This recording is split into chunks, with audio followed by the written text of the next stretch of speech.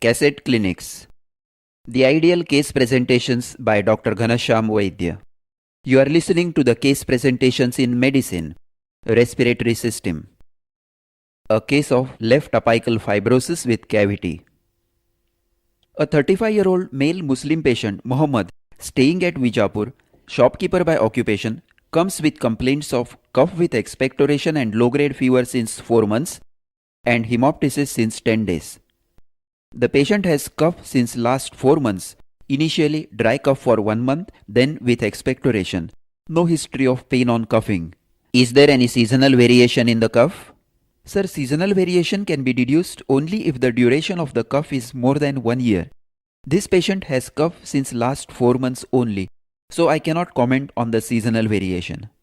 The expectoration is mucopurulent but not foul smelling, moderate in quantity, about 1/4 cup per day, and not related to posture. What does mucopurulent expectoration signify? Mucopurulent expectoration is seen in infective conditions like chronic bronchitis, bronchiectasis, tuberculosis. It is also seen in secondary infections in malignancy, bronchial asthma, or an impacted foreign body.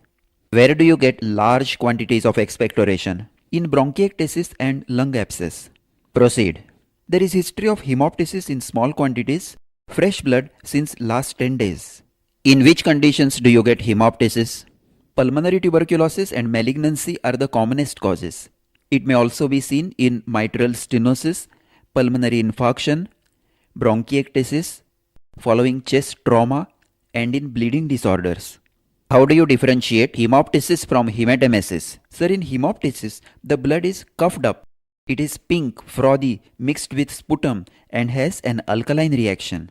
While in hematemesis, the blood is vomited out, coffee ground colored and mixed with food, and it has acid reaction. Associated symptoms also give a clue. A history of cough, expectoration and fever suggests hemoptysis, while history of epigastric fullness, peptic ulcer pain, splenomegaly or alcoholism suggest hematemesis. Proceed. There is history of low-grade fever since 4 months, no history of chills and rigors. There is history of severe anorexia since 4 months. There is history of loss of weight. Patient has lost 10 kilos in last 4 months. There is history of grade 1 exertional dyspnea since 1 month. No history of wheezing. No history of paroxysmal nocturnal dyspnea. Regarding etiology, there is history of fever and productive cough suggesting an infective origin. There is no history of contact with a known case of tuberculosis. No history of wheezing, sneezing or allergic rhinitis. No history of palpitations, leg edema or paroxysmal nocturnal dyspnea. No history of dysphagia or hoarseness of voice. No history of exposure to venereal diseases. Why? To rule out HIV infection, as there is history of weight loss and history of chronic cough and fever. There is no history of diabetes, hypertension or any other major illness in the past. There is no family history of bronchial asthma or any allergic diseases. Which allergic diseases are familial? Asthma, allergic rhinitis, hay fever and eczema can be familial. Personal history: the patient is a chronic smoker, smokes more than 10 cigarettes per day, no addiction to alcohol, sleep, bowel and micturition habits are normal. Which respiratory diseases is a smoker prone to develop? Chronic bronchitis, emphysema and carcinoma of bronchus. Proceed. Occupational history: the patient is a shopkeeper, does not stay near any factory or cotton mill. Which occupations are known to cause lung diseases? Cotton fibers cause bicyanosis, sugarcane causes bagasosis, asbestos causes asbestosis and pleural malignancies, glass causes silicosis, and coal mine workers get pneumoconiosis. Now, what conclusions can you draw by analyzing your history findings? Firstly, this is primarily a respiratory disease with no cardiac symptoms. Secondly, this is a pathology of the lung parenchyma as there is cough, expectoration and hemoptysis. There is no wheezing, no pleural type of pain. Thirdly, this is an infective condition as it is associated with fever and is chronic in origin. Considering all these factors, this is a chronic lung infection, most probably tuberculosis. On general examination, the patient is averagely built, cachexic, nails show pallor, no cyanosis or clubbing, sclera shows no icterus, Conjunctiva and mucous membranes show pallor, no cyanosis. Which respiratory diseases cause clubbing? Suppurative lung diseases like bronchiectasis and lung abscess and pulmonary neoplasms. How do they cause clubbing? They stimulate opening up of arteriovenous shunts in the nail bed with soft tissue edema and fibroblast proliferation. As a result, there is a gradual increase in the soft tissues under the nail bed, causing excessive curvature of the nails and later enlargement of the distal phalanx. In which other conditions is clubbing seen? In cyanotic congenital heart diseases, infective endocarditis, gastrointestinal disorders like ulcerative colitis, Crohn's disease and biliary cirrhosis, rheumatoid arthritis and hereditary clubbing. Proceed. The pulse is 84 per minute, regular, good volume and normal character. Respiratory rate is 20 per minute, regular, thoraco-abdominal. Respiration pulse ratio is normal, that is 1:4. Blood pressure is 120 by 80 millimeters of mercury. The jugular venous pressure is not raised, no edema over the legs, no significant lymphadenopathy, no stigmata of tuberculosis, no signs of Horner's syndrome. What is Horner's syndrome? Ptosis, meiosis, enophthalmos and absent ciliospinal reflex in the eye with anhidrosis, that is absence of sweating on that side of the face. How do you get Horner's syndrome in lung disease? In Pankost's tumor due to involvement of the cervical sympathetic nerve. On examination of the upper respiratory tract, throat and tonsils are normal, no congestion. Nasal cavity is normal, no sinus tenderness, no movement of LNSI. What is the significance of LNSI? I am looking for the movements of accessory muscles of respiration, which indicates a ventilation perfusion mismatch and increased respiratory effort. Which are the accessory muscles of respiration? Sternomastoid, trapezius and other neck muscles, and LNSI. On inspection, the shape of the chest is normal, elliptical, and the subcostal angle is about 70 degrees. What is the normal ratio of transverse diameter to anteroposterior diameter of the chest? 7:5. In flat chest, the anteroposterior diameter is less, and in emphysematous or barrel-shaped chest, the anteroposterior diameter is increased. And what is pigeon chest? In pigeon chest, there is marked forward protrusion of the sternum, making the chest triangular. And if the sternum is depressed, then we call it funnel chest or pectus excavatum. Proceed. There is flattening of the chest wall over the left infraclavicular region. The spine shows no deformity. What does the flattening suggest? Localized flattening of the chest wall suggests lung fibrosis, lung collapse, long-standing pleurisy, or it may be due to muscle wasting. The respiratory rate is 20 per minute, regular, abdominothoracic. Inspiratory and expiratory phases are equal. Accessory muscles of respiration are not acting. When is inspiration or expiration prolonged? Sir, inspiration is prolonged in obstructive lesions of the upper air passages, particularly the larynx. And expiration is prolonged when the obstruction is in the distal air passages, as in bronchial asthma or emphysema. Proceed. There is diminished movement of the left upper chest. Significance? Sir, the less moving area is always the area of pathology. And since there is flattening of the chest wall here, it suggests fibrosis or collapse of the left upper lobe. The apex impulse is seen in the left fifth intercostal space in the mid-clavicular line. The lower end of the left sternomastoid is prominent, that is, the trail sign is positive on the left side. What is a trail sign? When trachea is shifted to one side, the sternal head of the sternomastoid of that side is unduly prominent. This is a positive trail sign, and it indicates a shift of the upper mediastinum to that side. The chest wall shows no scars, sinuses, shiny skin or dilated veins, no visible pulsations. Significance? Scars and sinuses suggest tuberculosis with cold abscess in the past.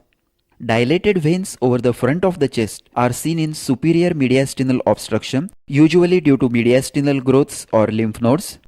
Pulsating vessels over the back are typical of coarctation of aorta, and pulsatile swelling near the sternum or over the back suggests an aneurysm of aorta. On palpation, the findings of inspection are confirmed. The chest movements are reduced in the left apical and infraclavicular regions. How will you test the apical movements if the patient is bedridden?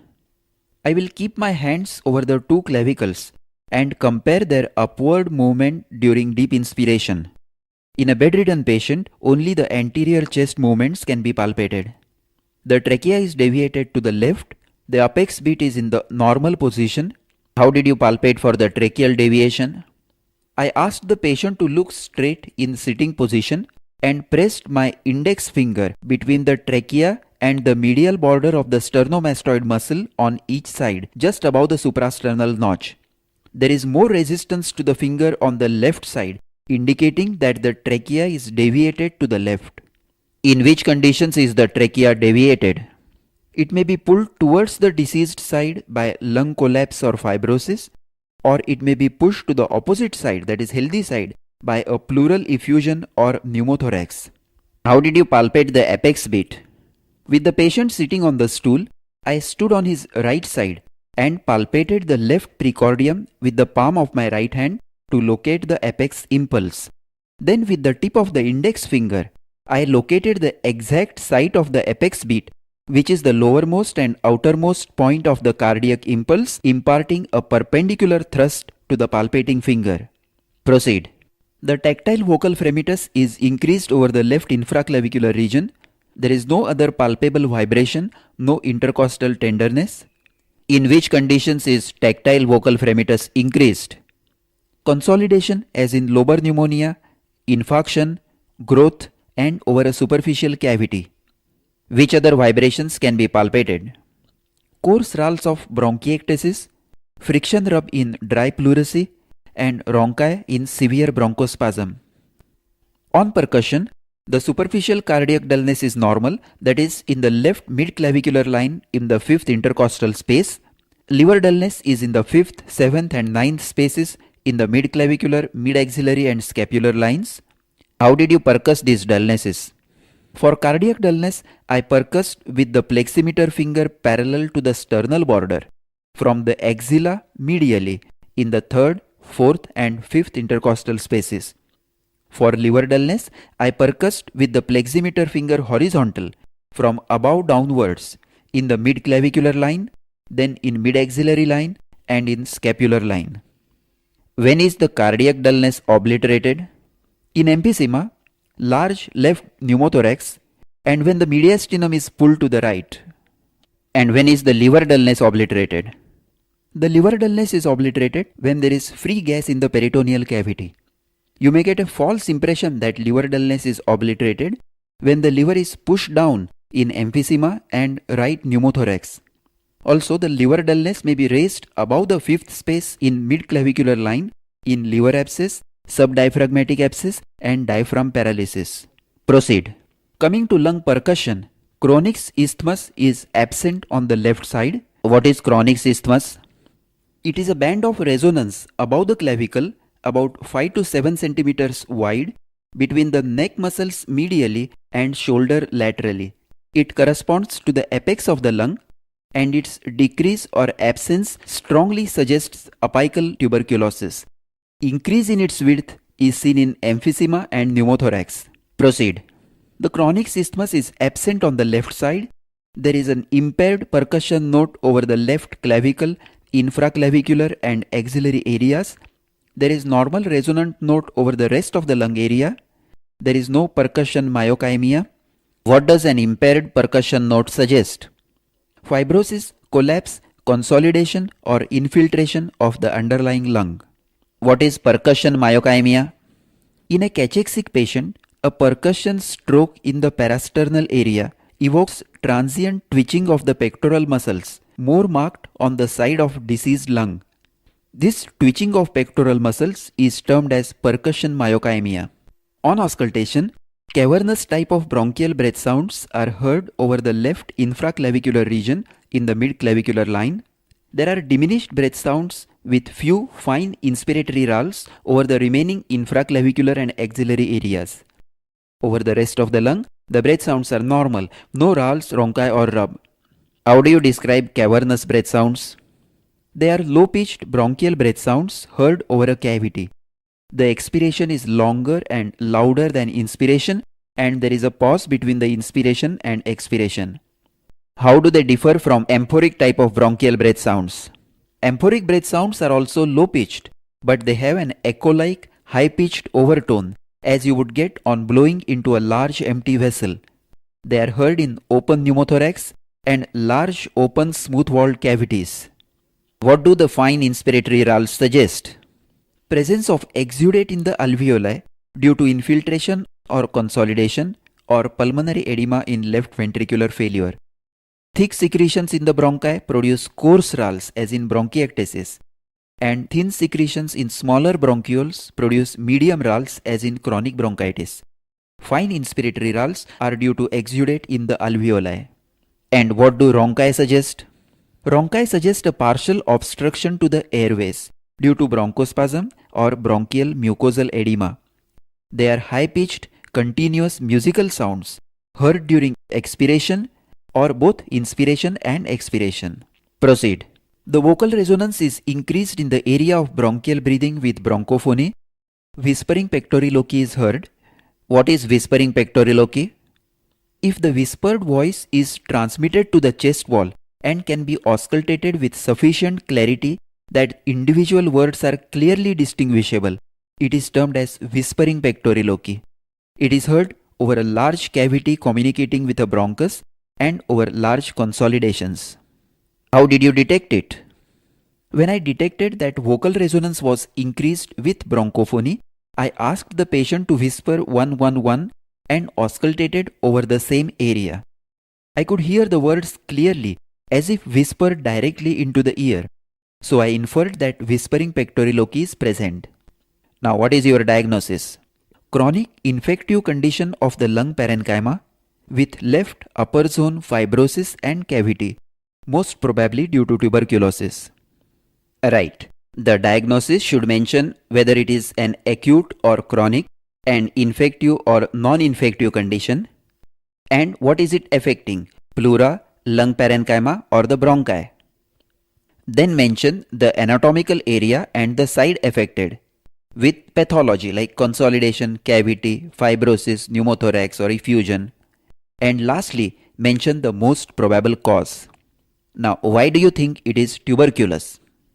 Sir, there is history of prolonged fever and cough with hemoptysis. There is history of weight loss and anorexia.